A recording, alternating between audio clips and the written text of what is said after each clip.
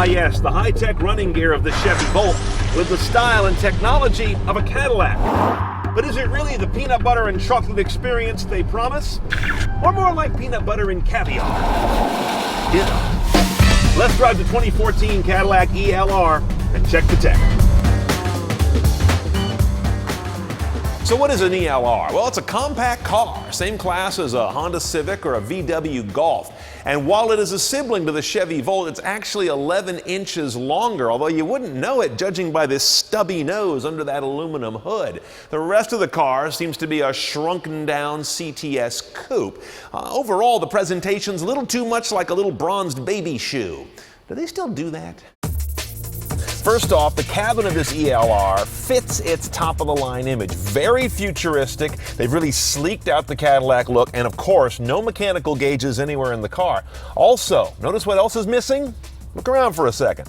There's not a knob in the entire vehicle. Everything is either touch sensitive or some kind of a very nicely done button here on the wheel. You've got a couple of rotators here on the stalk, but this is a very future interface, which can be good or bad. Sometimes you just don't want to fiddle with this touch thing over here to do the volume. It's also got haptic feedback, and I think car makers are learning that there is a place for mechanical controls. Now here on the head unit, you've got kind of everything in the home screen. Navigation, in this car it's real nav, not just the OnStar nav. Audio system, you've got every possible source you want in there. Phone with Bluetooth streaming, of course. Pandora sits all by itself over here, not under audio, which then goes under radio and other sources, so they still got this a little bit scattered.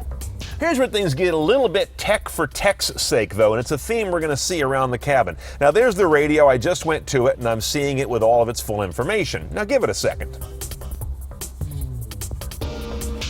Now, you see it winks out to a minimized display and doesn't come back until I go to reach it, and the proximity sensor brings it up. Very cool. Very stupid. What's the point? Why don't I want this up all the time? When it strips down to less, it doesn't get me anywhere. It just shows they could do it. What I really want is a real back button, an actual button, not one of these constantly moving variations of back and exit buttons that show up in different places on the touchscreen. As you may have noticed in there, you've got pause play radio, so you can hold things when you're got to be distracted and then get back to your favorite broadcast. Now, tech for tech's sake continues here. Here's your door over the cup holders, which normally would be one of these things that's kind of spring actuated. But here, it's like a DVD player tray. It's actually got a motor, but it's not very elegant the way you use it. You got to kind of burp it to start, and then it continues the rest. That doesn't necessarily make the experience any better. It just shows that Jules Verne still works at GM.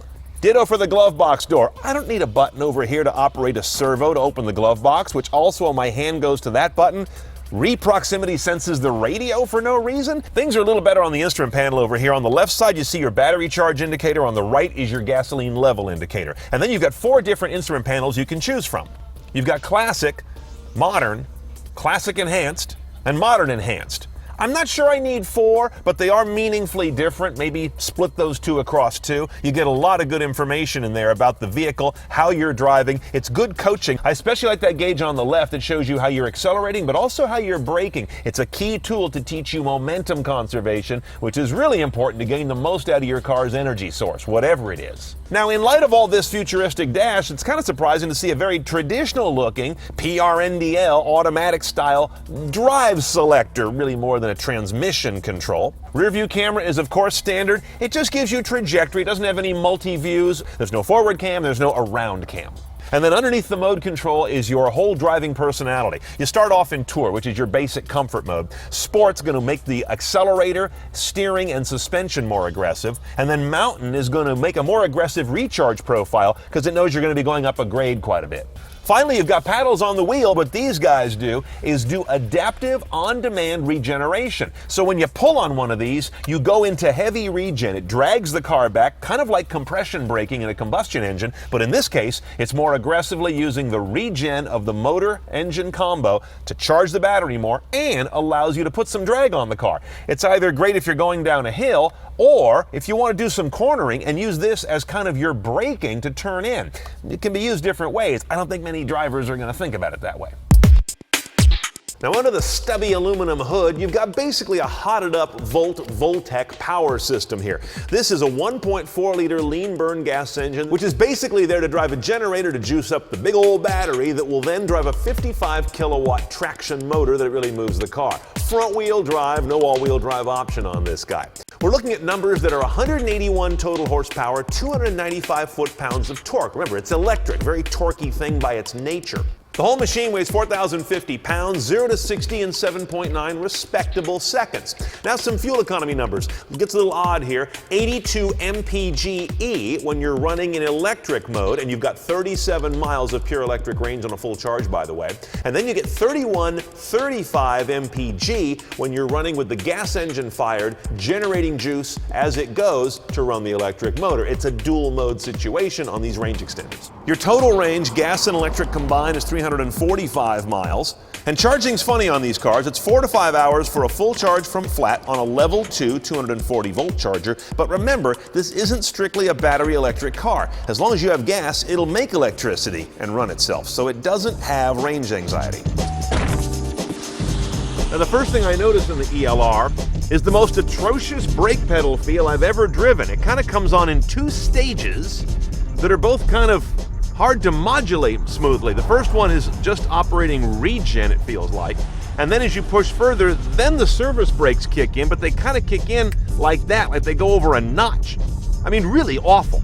But after that, you start to get absorbed in the really smooth and quiet ride quality in this thing. They've really smoothed it out, and it doesn't hurt that you've got 435 pounds of a T-shaped battery underneath me, kind of going this way and then spreading across the back. Does wonders for keeping a car planted and very solid and fighting back against road vibration. But then all that beautiful smoothness is shattered once you use up the battery like I just have, and the engine kicks in. And it actually vibrates the brake pedal and the steering wheel. I'm kind of shocked by that. So in electric mode, great smooth, ultra luxury car with a very good job managing engine whine and gear gnash. Not every electric car has that figured out, but man, when that little generator engine kicks in, it's a different vehicle. Now my other gripe is, it just doesn't feel that fast. I mean, on paper, it's 2 seconds faster than a Nissan Leaf. This doesn't feel like it to me for some reason. I've run it through Tour and Sport mode, and there's never a crisp sort of a get up and go from the electric power that I've come to know in so many EVs. It's definitely, what would I say, sprightly, but that nice sharp kick in, I guess it's there. I don't know. I wasn't impressed by that. Cornering, of course, is pretty darn good because you got all this weight, well over 2 tons, and it sits low and well spread across the underside. And of course, the backseat room is kind of a nothing. I mean, you can't sit behind me when I'm in this car. There is no way. There's just, a couple of inches of legroom back there. This is the less practical sister of the Chevy Volt. Okay, let's price our ELR. I'd like you to sit down for this part. $76,000 base. That's a problem. But we're not done. To get it CNET style, you got to spend $1,700 for the luxury package. That gets you 20s, intelligent headlights, and the blind spot and cross traffic tech. And then an adaptive cruise control package is nearly $2,000 more. All in, we're right up against $80,000 before federal and state tax credits that could easily be 10 grand. Let's keep that in mind. Still, we're looking at a $70,000 very small Cadillac with 2 doors and silly back seats that isn't that much different a performer than a Chevy Volt and can't hold a candle to a Tesla Model S, which is thousands less. Cadillac's doing a lot of great cars these days. I'm afraid this just isn't one of them, largely based on its price.